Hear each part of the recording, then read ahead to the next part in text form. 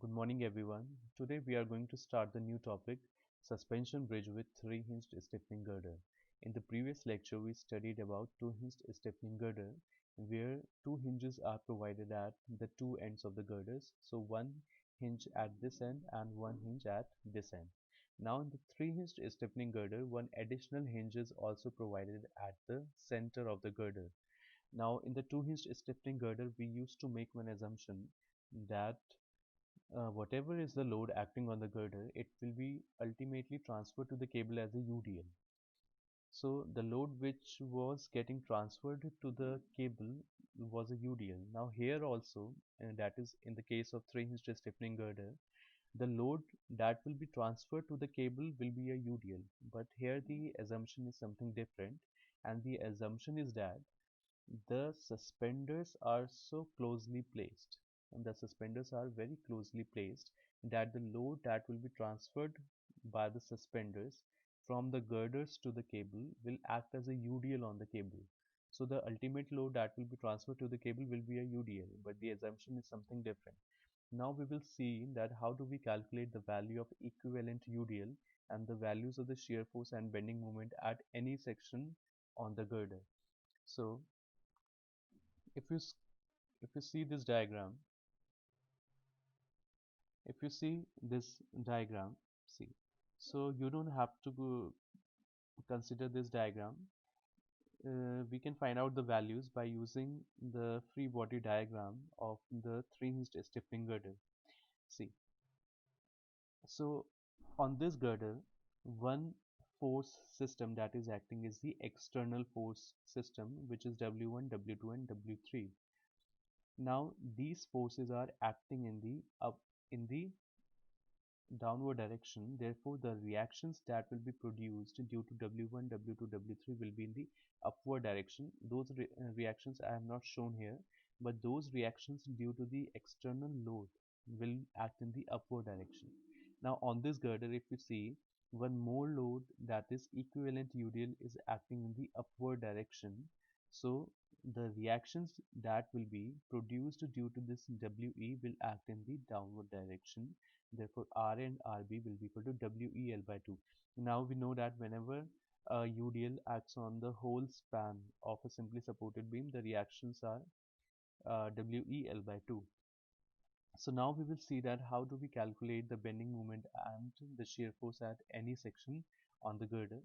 So let us move on to the next part.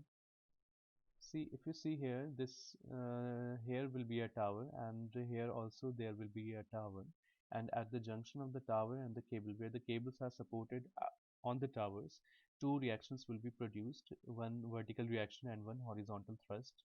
So these reactions we can find out by a simple formula, which we already discussed in two-hinged stiffening girder. So now let's find out the equation of the shear force and bending moment at this section. So let us move on to the next page. See, if you see this girder, we have this three-hinged girder. So two hinges are provided at the two ends of the girder and one hinge is provided at the center of the girder. On this girder, there are two force systems which are acting. One is the external force system, which is W1, W2 and W3. See, external force can be anything, but here I have assumed that suppose 3 point loads are acting on this girder. So one is the external force system and one is the UDL, equivalent UDL, which is acting in the upward direction. So WE per unit length. Now I can divide this stiffening girder into two parts. So one girder which is subjected to only the external forces and one girder which is subjected to only the equivalent UDL. Okay. Now, see the first part in which only the external forces are acting. And now these external forces are acting in the downward direction, therefore the reactions will be acting in the upward direction. So suppose the reactions due to these external forces are RA and RB. Now, if you see the second part, in this part an upward UDL is acting on this girder. Therefore, the reactions that will be produced at the supports will act in the downward direction. So the reactions will be WEL by 2 and WEL by 2. So the first part is the girder subjected to external loads only, and the second part is the girder subjected to WE only. Now suppose we want to find out the shear force at this section, which is at a distance of x from this left support. See, now if I find out the shear force at this section in part 1, and if I find out the value of shear force at this section in part 2, and if I do the summation of both the shear force, I will get the total shear force at this section. Therefore, shear force at any section in the girder V will be equal to shear force in 1 plus shear force in 2. Now, see, now if you see one part, the first part is the girder subjected to external loads only. Now here we have taken point loads, therefore we cannot find out the equation because it is not necessary that only the point loads will be acting. It might be possible that some other type of external load is acting on the UDL. So suppose the the value of the shear force at this section due to the external loads is Vx. We are not going to find the equation because some other load might also be acting on the girder. In this case, we have taken W1, W2 and W3. So suppose the shear force in part 1 due to the external loads at the section is suppose Vx. Now if you see the second part will going to be same in all the girders irrespective of the external load acting on the girder.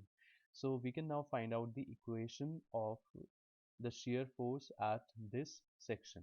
See, if you see this part, now you have to find out the equation of shear force at this section. So either you can do the summation of forces on the left part of the section, or you can do the summation of forces on the right part of the section. So what I'm going to do is I'm going to take the left part of the section.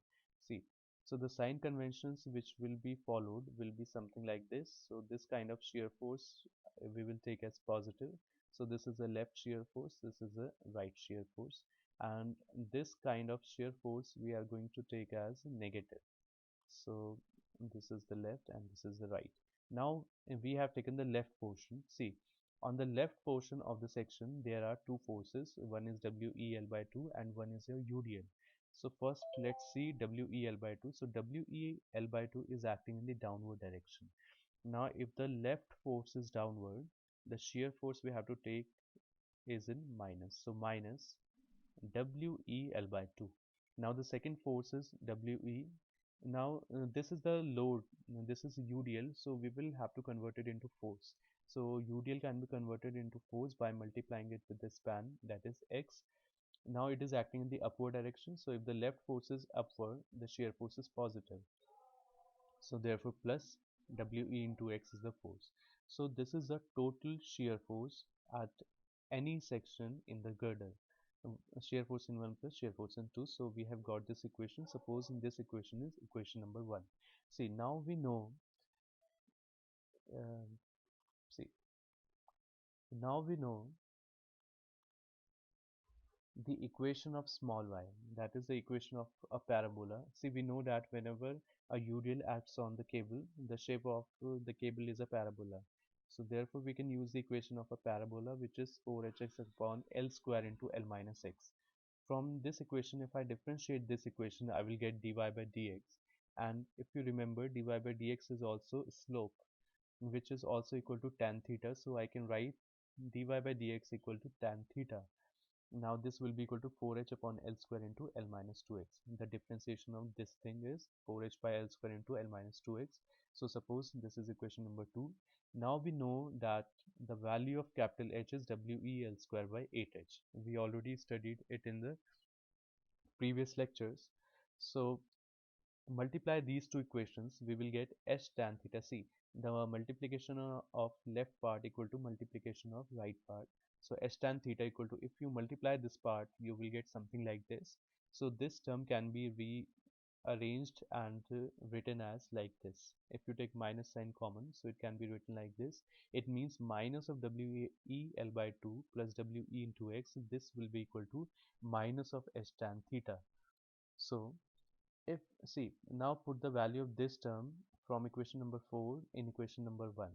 So this term can be replaced by minus h tan theta. Therefore, equation 1 will become total shear force at any section in the girder equal to Vx minus h tan theta, where Vx is the shear force at a section, due to the external loads. So Vx is the shear force at a section due to the external loads minus h tan theta. So from this formula we can find out the value of shear force at any section. Now let us find out the value of bending moment at any section in the girder. So see, just like we did in the case of shear force, here also the total bending moment will be equal to bending moment in one plus bending moment in second part. Now first part is where only the external loads are acting. So suppose the bending moment at this section due to the external loads is mx. Okay, so we have taken the bending moment at this section due to the external loads as mx. Now in the second part, if you see there, see, now you have to find out the bending moment in at this section. So either you can take the left portion of the section or you can take the right portion of the section. So I'm going to take the left portion of the section. So if you see, there are two forces WEL by 2. See, WEL by 2 is acting in the downward direction. So this force will produce an anti-clockwise bending moment about this section, and this WE is acting in the upward direction. Therefore, this force will produce a clockwise bending moment about the section. So now we can use the sign conventions, and these are the sign conventions which we are going to use. Sagging bending moment is positive and hogging bending moment is negative. So first part, the bending moment in first part was mx. Now the bending moment in second part is c. If you remember, WEL by 2 is acting in the downward direction, therefore it will produce an anti-clockwise bending moment above the section. And if the left moment is anti-clockwise, the bending moment will be negative.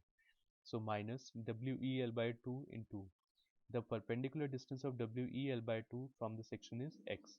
So into x.